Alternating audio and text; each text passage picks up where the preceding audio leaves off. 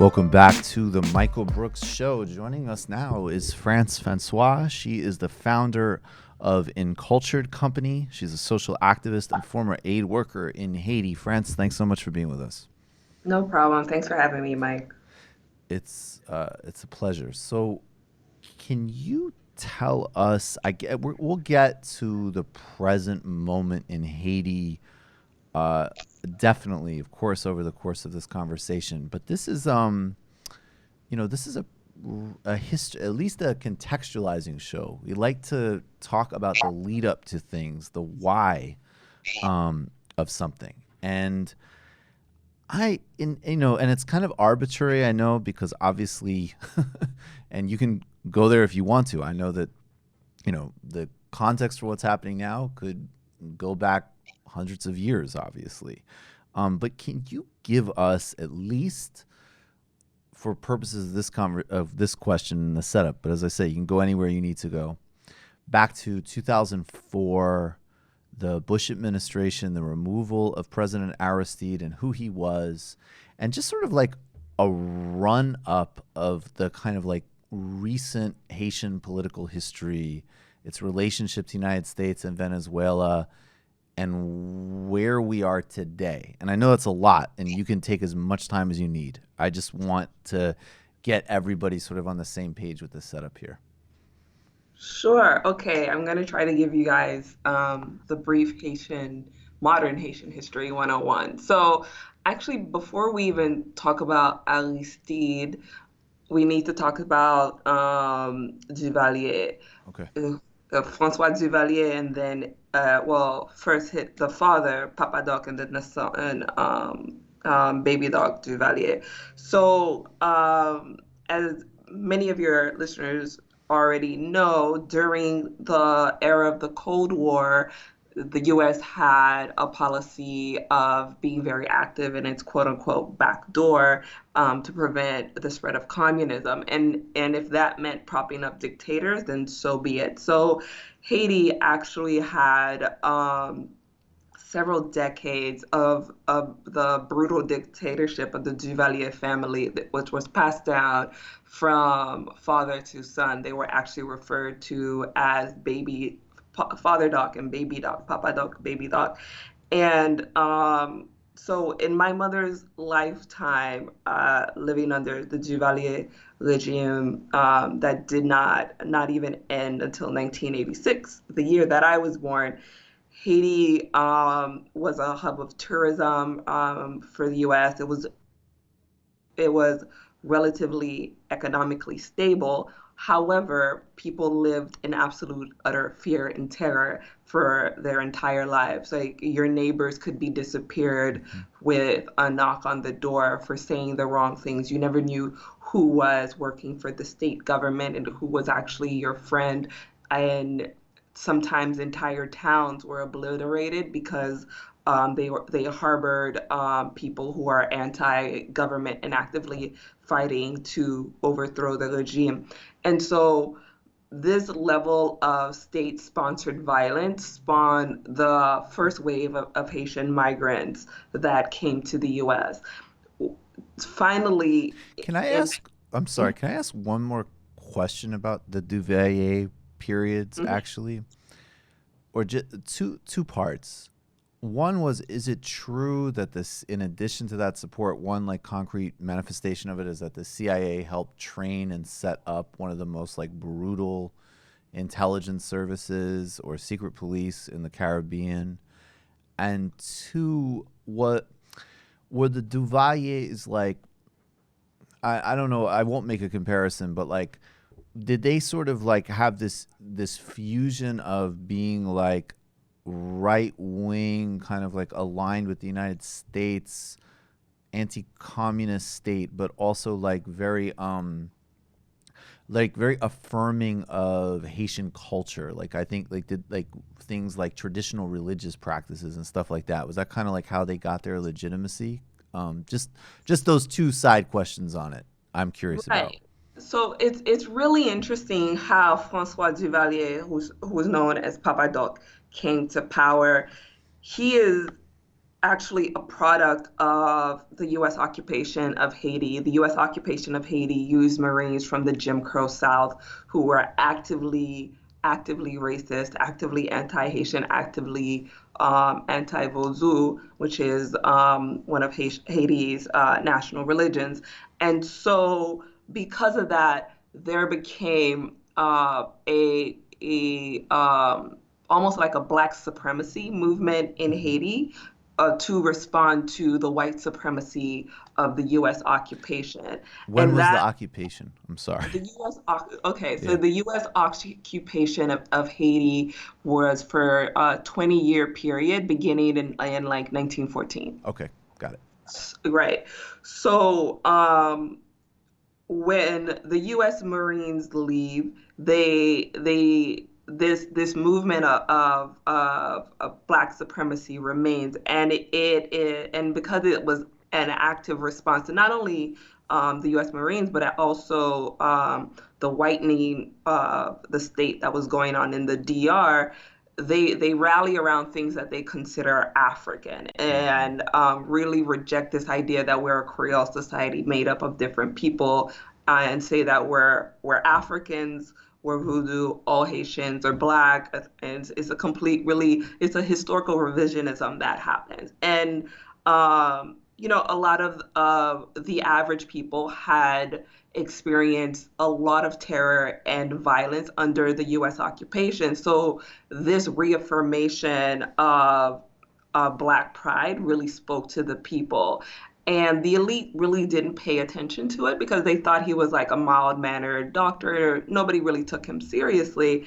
But when he comes to power, he, in the very same way as President Trump, follows up on all these really outrageous campaign promises that he made to take the elite out of power, all of these things like to, put Haiti back in the hands of Haitians. And he consolidates power in a way that is so quick and so brutal that the regular people who have been in control didn't even have a chance to respond. He just completely like killed his enemies Hmm. quicker than they were able to respond and consolidates power and terror into the hands of the state. And because he affirmed himself as anti-Castro and anti-communist, Right. the US was fine with keeping him in power, fine with providing weaponry and training and whatever else the state needed because anything that wasn't communism was fine. Right. Like you could massacre Haitians, that's fine. And so what happens in Haiti is finally in 1986 the Haitian people have enough and they run his son Jean-Claude Duvalier who had come to power out of the country. At this point, the family had plundered the Haitian National Reserves, living this lavish lifestyle. And the Haiti that we know today, which has been sunken into poverty, really comes into play in that era. Before then, Haiti was wealthier and more stable than the Dominican Republic, Hmm. its neighbor. But this is the period where we see the modern Haiti come to place, and at this time when the people are really frustrated, a priest comes to the forefront who is, actively preaching liberation theology, positions himself as a counter to the corruption that a lot of people saw in the Catholic Church and in aligning themselves with the dictatorship's regime and he survived many This is Jean Bertrand this is Aristide. Jean-Bertrand Aristide. Okay. So Aristide is a priest. He survives many assassination attempts from the Tonton Macoute, the secret police of the Duvaliers. And finally, when Duvaliers run out, he becomes the first president elected post the dictatorships. And immediately, I mean, he's a liberation theologist, meaning that he believes that the poor should inherit the earth on earth and not Hmm. have to wait for the kingdom of heaven. And he's actively trying to aim for land reforms, taking land away from the elite Haitian families and giving it back to the people, asking France to pay reparations back to Haiti, really taking a far left stance. And things were going fine until, coup d'etat. He's taken Hmm. out within just months of being elected. And part of the the deal for him to get power back was with the U.S. government to make many concessions in terms of getting rid of the Haitian military, relaxing the trade tariffs in Haiti to allow for the import of foreign goods from the U.S. What So I just they I just want to be because I just want to make sure everybody's following along. So he emerges as this incredibly important leader. Like in the '80s, he survives assassination attempts and galvanizes the poor. And people can look up, but I think most people would know. But liberation theology is an incredibly important left wing force in the Caribbean and Latin America, but also in Ireland and other parts of the Catholic world, basically. And so in the early 90s, he's in power. He gets elected to the presidency, but there's a coup.